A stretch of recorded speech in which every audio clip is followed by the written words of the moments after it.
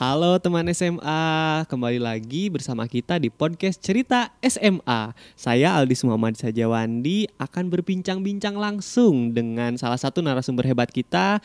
Beliau adalah penerima beasiswa pendidikan Indonesia dari Kemendikbudristek. Nah, di depan saya udah ada saudara Ananda Safira. Halo Ananda Safira. Halo Kak Aldis dan teman-teman SMA. Sebelum kita jauh-jauh nih berbincang seputar beasiswa, berbincang seputar SMA dan tips belajar dari Ananda Safira, alangkah baiknya kenalan ya. Tak kenal maka harus wajib kenalan. Oke. Secara general aja boleh perkenalan, silakan Kak. Oke, thank you Kang Aldis. Teman-teman SMA semuanya, kenalin, namaku Ananda Safira, tapi panggil aja Asap, bukan Asap Ngebul itu ya. Jadi karena ya namaku kayaknya mainstream banget, mungkin teman-teman semua punya teman yang namanya Ananda atau Safira, so panggil aja Asap. Aku sekarang mahasiswi semester 3 di IPB University dan dulunya ber-SMA di SMA Negeri 1 Ngamprah, Bandung Barat. Oke, Bandung Barat ya, Iya, berarti betul. di Bandung lah ya. Iya. Oke, di IPB University ya, berarti ambil jurusan apa ya? Saya ambil jurusan bisnis nih Kang. Oh, bisnis ya, oke. Dapat beasiswa full berarti ya? Iya betul, full. Oke, keren sekali nih teman-teman SMA. Narasumber kita mendapatkan beasiswa full dari pemerintah, betul? Ya betul. Oke. Kuliah di IPB, dapat beasiswa jurusan di sekolah bisnis. Dulu SMA-nya di IPA ya, betul ya? Di IP ya? Iya Di betul, IPA IPA. ya? Oke.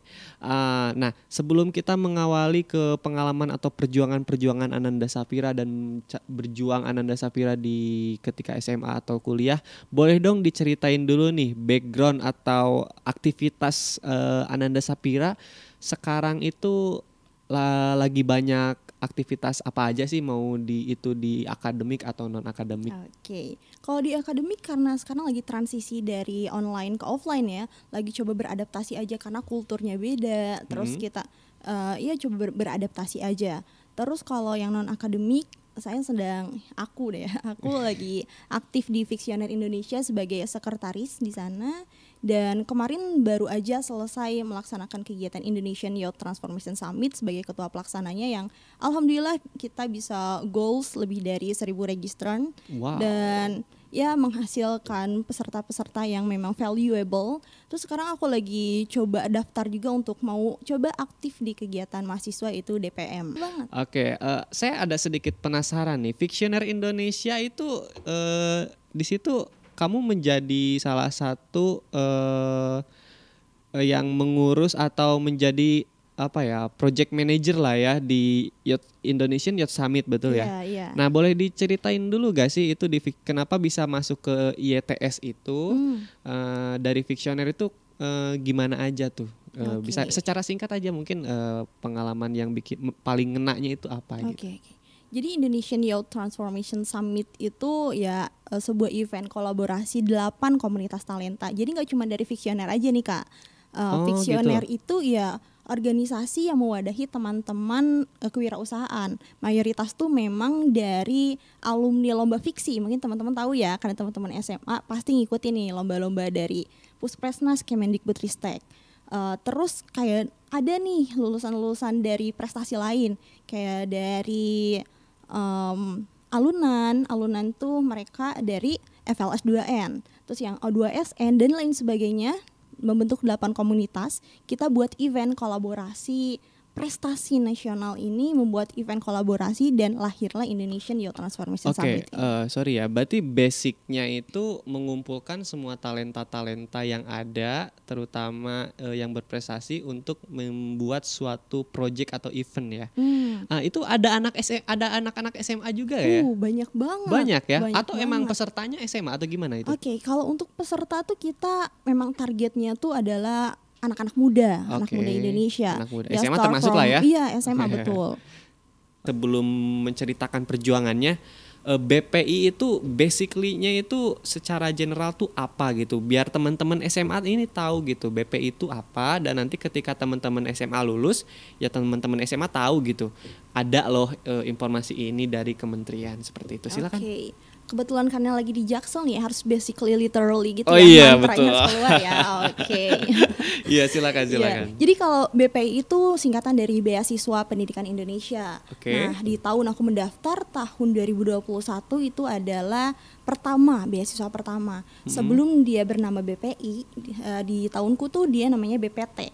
Beasiswa Prestasi Talenta. Jadi memang beasiswa untuk kalian yang memiliki prestasi at least di tingkat nasional lah. Kalian bisa daftar itu.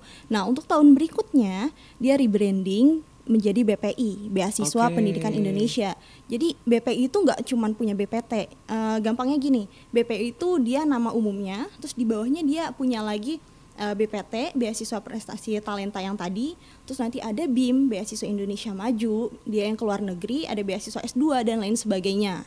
Oke, berarti dari BP itu sebetulnya induk paling atasnya, cuman dia mempunyai beberapa program beasiswa Iya, seperti betul, itu. betul Oke. banget. Nah, Ananda Sapira ini masuk ke program beasiswa yang disebut dengan Beasiswa Prestasi Indonesia. Prestasi Talenta. Talenta. Oke, Talenta Indonesia. Oke. Daftar dan diterima tahun 2021, betul ya? Iya. Oke, diceritain boleh nggak itu perjuangannya itu seperti apa gitu, kayak pengalamannya itu pastilah ada pahit manisnya gitu, dari sisi mulai pertama daftar, terus mungkin ketika seleksi, biar teman-teman SMA tahu gitu perjuangannya seperti apa, boleh? Oke, apa sih yang nggak boleh buat teman SMA ya? Iya. Aduh, manis banget. Untuk perjuangannya, jadi kan tadi ya sesuai dengan namanya BPT, Beasiswa Prestasi Talenta. Jadi memang teman-teman harus punya prestasi dulu. Untuk perjuangan yang pertama ya kalian punya. Iya, betul. Prestasinya ini teman-teman cari dari Pusat Prestasi Nasional karena itu adalah prestasi yang berjenjang dan memang di bawah naungan Kemendikbud juga. BPT ini kan di bawah Kemendikbud ya. Jadi carilah prestasi-prestasi yang di bawah naungan Kemendikbud juga. Gimana nih kalau misalnya di luar dari Kemendikbud, misalnya teman-teman pernah ikut dari universitas. It's okay, tapi itu melalui proses kurasi dulu. Jadi ada tahap lebih, satu tahap lebih. Jadi bakal dikurasi dulu apakah sertifikat kejuaraan teman-teman itu valid atau tidaknya. Setelah itu ya baru mengikuti seleksi lainnya seperti teman-teman yang memenangkan prestasi dari Kemendikbudristek. Nah, untuk proses seleksinya itu yang pertama kita ada berkas yang jelas. Kita mengumpulkan mulai dari esai, terus berkas-berkas data diri pendaftaran. Setelah itu kita langsung masuk ke seleksi wawancara kalau udah lolos ya. Nggak banyak sih, cuman berkas dan wawancara. Ini adalah beasiswa yang menurut aku sangat-sangat simple, tapi komponen yang didapatkan Banyak ya? Iya, oke. Oke, berarti itu kan ya full ya, pasti banyak lah ya. BTW sebelum masuk ke syarat-syarat dan lain-lain prosesnya, yang didapat dari beasiswa itu setelah perjuangan ini tuh apa aja sih yang di-cover gitu seperti itu? Oke. Dari beasiswa ini yang jelas pertama dari yang dicari beasiswa itu material ya, dan yang kedua itu adalah pengembangan diri. Nah, dari segi materialnya itu kalau teman-teman tahu BU yang duluan ada beasiswa unggulan, nah itu dia nggak jauh beda sih. Akan ada biaya bulanan untuk hidupnya teman-teman, terus ada biaya untuk UKT atau SPP mungkin ya teman-teman masih hafalnya SPP kalau teman-teman SMA. Terus biaya pendaftaran kalau misalnya teman-teman udah daftar sendiri nanti akan ada di reimburse. Reimburse tuh seperti ya dibayarkan kembali. Terus kalau misalnya belum mendaftar ya dibayarkan sama beasiswanya. Terus kalau teman-teman buat skripsi itu juga nanti akan dibiayai. Dan untuk buku akan dibiayai selama 1 tahun sekali, nanti ada besaran nominal uang untuk teman-teman beli buku. Kurang lebih kayak gitu. Oh ya ada lagi Apa? nih. Coba untuk apa? biaya Satu kedatangan. Misalnya teman-teman dari Sumatera gitu dan sekolah di Jawa kayaknya jauh banget gitu ya harus naik pesawat. Nah, biaya kedatangan tuh di cover dan biaya Oke. kepulangan juga di cover. Menarik. Betul. Itu dari segi materialnya. Oke, ada lagi berarti ya? Yang Iya, lainnya? Oke, iya, pengembangan betul. diri juga ya. Oke. Ibarat kata nih, saya jadi penasaran. Kalau saya nih sebagai siswa SMA, misal saya siswa SMA kelas 10 deh atau baru mau naik kelas 11 nih. Basicnya itu dia kalau mau lihat informasi yang tervalid lah gitu, itu harus lihat dari mana ya? Biasanya kan yang kita lihat itu ya biasanya kalau nggak di sosial media ya mungkin tanya ke guru lah ya, ada beasiswa apa aja. Beasiswa dulu ketika ASAP ya, Iya, ASAP tuh cari-cari informasi itu dari mana sih mulainya gitu, biar teman SMA pun nggak bingung nih mulainya dari mana dulu nih gitu kan. Boleh. Karena itu tahun pertama tuh di angkatan aku kan, otomatis ya informasi itu belum seluas beasiswa dari kementerian atau dari pemerintah yang lainnya gitu. Aku dapatnya itu dari forum-forum alumni lomba, alumni dari fiksi gitu. Iya, paham. Berarti dari situ ya. Betul. Dari media sosial lah ya. Maksudnya ya organisasi WhatsApp gitu sih kita. Iya. Jadi ya dapatnya dari situ dulu. Nah, berarti mungkin teman-teman bisa memulai tuh cari-cari dari media sosial terlebih dahulu begitu ya. Oke, tadi kan seleksinya cukup panjang juga ya. Saya mau tanya, perjuangan yang paling bikin berat ketika mendaftar beasiswa itu apa sih? Oke. Yang pertama tuh untuk cari informasinya dulu sih, karena yang tadi ya balik lagi, aku tuh angkatan pertama dan informasinya belum seluas itu, belum ada lulusan yang bisa aku tanya gitu, diulik dulu kayak gimana gitu ya. Paham, iya. Aku orang pertama yang ditanyain gitu ya. Iya. Terus ya selain itu sih kita harus buat esai. Nah kita tuh kayak mikir kan bakal bersaing dengan orang-orang berprestasi se-Indonesia gitu. Gimana caranya kita buat esai yang menarik gitu, gak cuman bagus, karena kalau bagus tuh kayaknya banyak banget di orang-orang yang bikin bagus. Tapi gimana caranya buat esai yang menarik dan bisa dilihat dan dibaca oleh penyeleksinya gitu. Terus selanjutnya untuk wawancara sih, kayak deg-degan gitu karena wawancara kita tuh bertemu langsung dengan orang-orang profesional, bahkan ada psikolog di situ yang mau wawancarai. Jadi kalau misalnya kita bohong atau gerak-gerik yang aneh, wah langsung ketahuan banget sih gitu. Oke, menarik. Tadi saya dapat beberapa hal. Yang pertama nih, wawancara. Saya sebelum wawancara ASAP ini teman-teman saya juga lihat nih Instagramnya. Dilihat tuh kayak ASAP tuh sharing-sharing juga tuh tips-tips wawancara, betul kan ya? Terus yang lain-lainnya boleh tuh mungkin nanti dilihat-lihat juga ya narsum kita ini share-share konten yang bermanfaat ya, juga. Masuk promosi ya, Instagramnya apa nih Kak? Ya nanti dikasih tahu lah ya. Ya, jadi kalau teman-teman mau lihat @ananda.safira. Iya seperti itu. Nah wawancara juga dikasih tahu. Terus tadi ini saya menarik ASAP tuh tadi menceritakan bahwa esai itu lumayan berat ya. Gimana dong, boleh gak 2 tips aja deh biar teman-teman SMA kalau mau ngerjain esai itu gak bingung gitu ngerjainnya dan merasa sudah pede lah gitu ketika ngerjain esai. Dua tips deh, boleh? Kalau 2 tips ini yang general gitu ya. Kalau teman-teman mau lihat lebih panjang bisa ke Instagram @ananda.safira. Tapi 2 tips dari aku, esai teman-teman harus prestatif yang pertama, dan kedua kontributif. Prestatif dan kontributif. Betul. Oke, berarti intinya di esai itu menjelaskan ya prestasi itu dan kontribusi itu yang ingin kamu lakukan. Mungkin itu ya basicnya ya. Betul bang. Oke. Makasih teman-teman, bisa dicatat juga ya, itu 2 tips esai dari penerima beasiswa loh. Ini sudah tervalidasi loh. Dia sudah isi esai juga gitu, gak salah juga untuk diikuti kan. Oke, itu seputar beasiswa ya.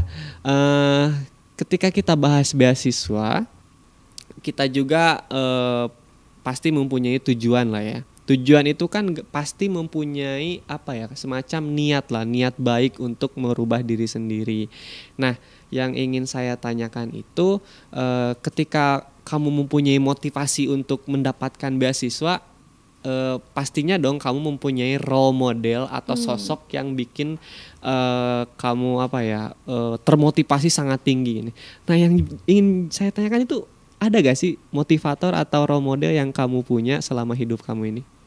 Jadi untuk role model atau motivator ya tentunya ada, cuman tidak ada sesuatu yang mutlak ya teman-teman. Mungkin dari si A aku hanya ngambil beberapa yang bisa aku motivasikan, dari si B sekian gitu.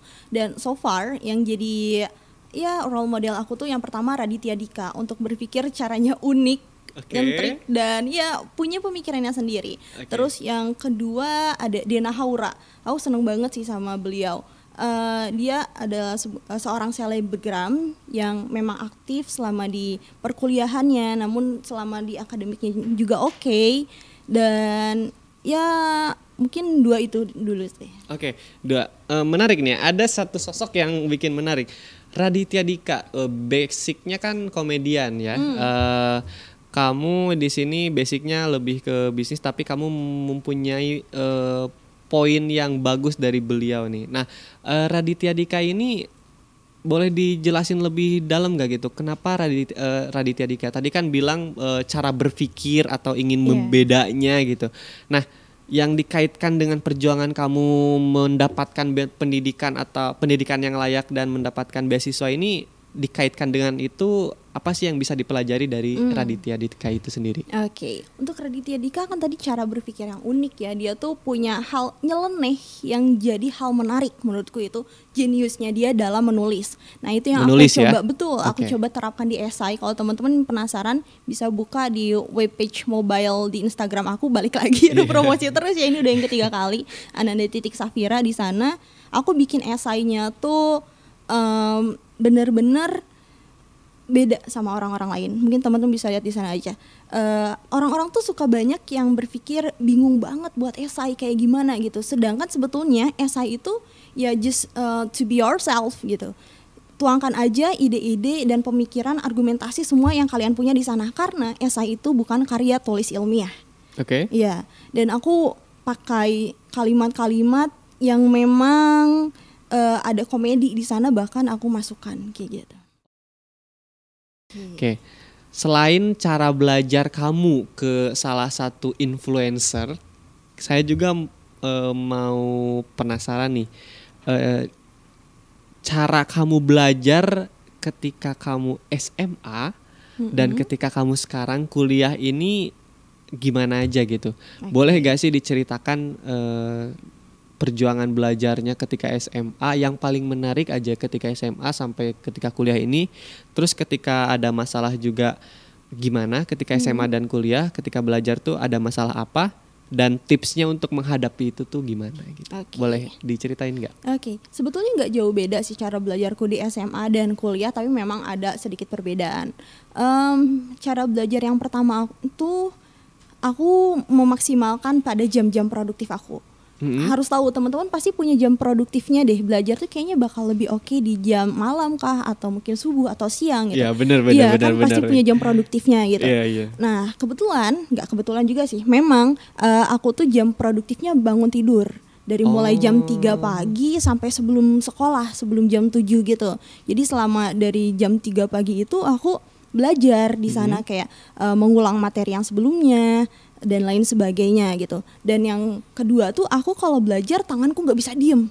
Oke. Kenapa tuh? Kenapa? Nggak tahu kenapa. Oh, nggak tahu ya. Memang udah bawaan ilahi. Bawaan ilahi. Oke. Ya. Bahkan aku kalau misalnya pegang duit nih ya, pegang uang 5.000 atau 100.000 di saku, bisa jadi hancur jadi bubur. Tanganku nggak mau diem, bener-bener kayak ya begitulah. Okay. Ya makanya aku belajar sambil bantuin orang tua aku tuh maklun cotton bud, packing cotton bud. Jadi tanganku sambil gerak kayak gitu, mata dan otakku belajar. Jadi kayak udah autopilot gitulah. Jadi itu multitasking atau bukan ya sebutannya? Bukan ya? Mungkin bisa dibilang gitu, tapi malah saat aku seperti itu aku ngerasa lebih oke cara aku untuk belajar gitu. Oke. Ya, kalau nggak salah namanya kinestetik deh. Kinestetik. Iya, tipe belajar kayak gitu.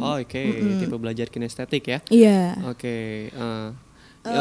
Terus ada lagi? Ada. Oke. Selanjutnya kalau misalnya teman-teman udah ngerasa jenuh, it's okay untuk teman-teman recovery, refresh dulu otaknya, karena ya mesin aja kalau misalnya dikebut terus dia bakal lebih cepat rusak kan, apalagi kita manusia gitu yang butuh istirahat, menjadi zombie teman-teman.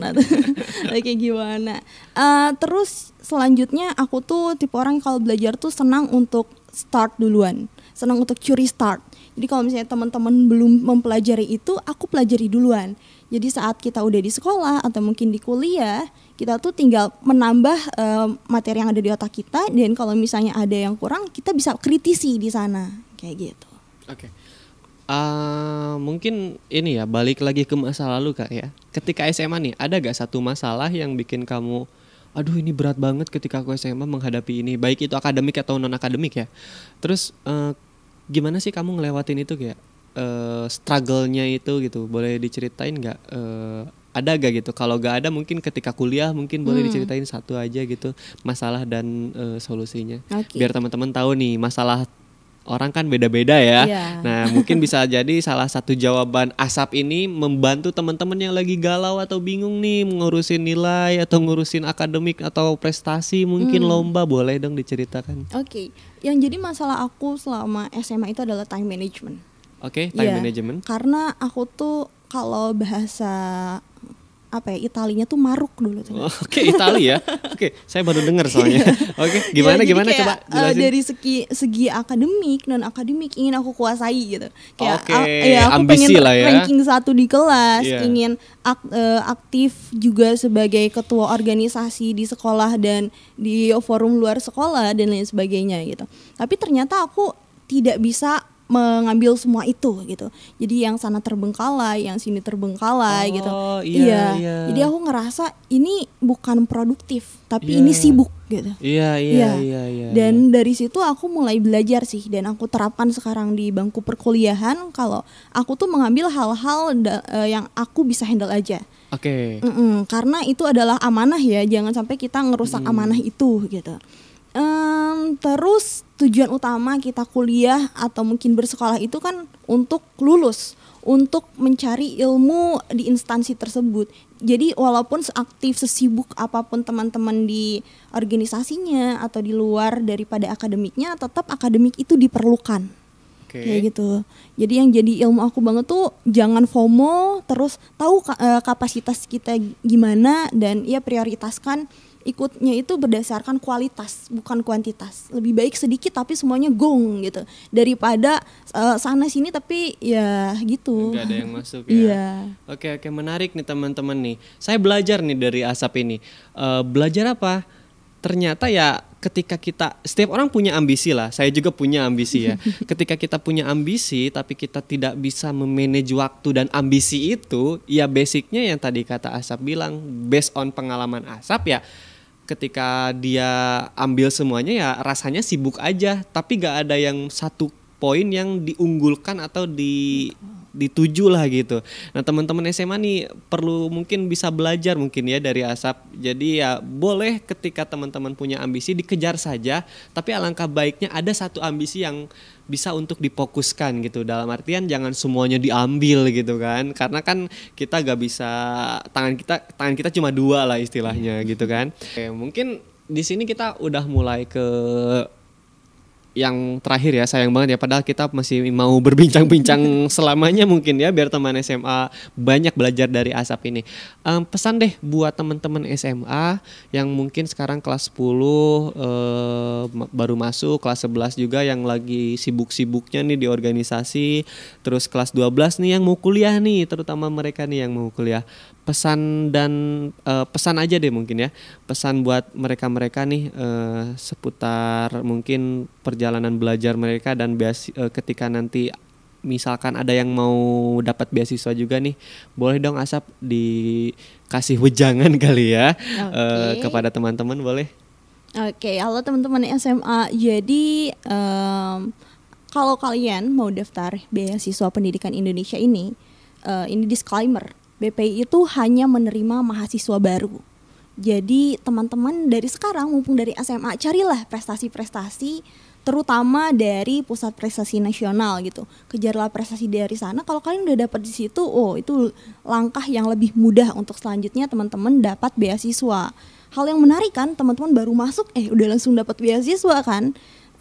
Ya kayak gitu. Terus tetap semangat belajarnya, atur manajemen waktu kalian dengan baik, dan tahu kapabilitas diri kalian. Harus produktif tapi bukan berarti sibuk. Gitu dari aku Asap. Oke, terima kasih Asap. Senang bisa menemani bincang-bincang kali ini. Iya, senang juga. Ya, dan teman-teman terima kasih sudah mendengarkan, dan sampai jumpa lagi di podcast SMA berikutnya. See you. See you.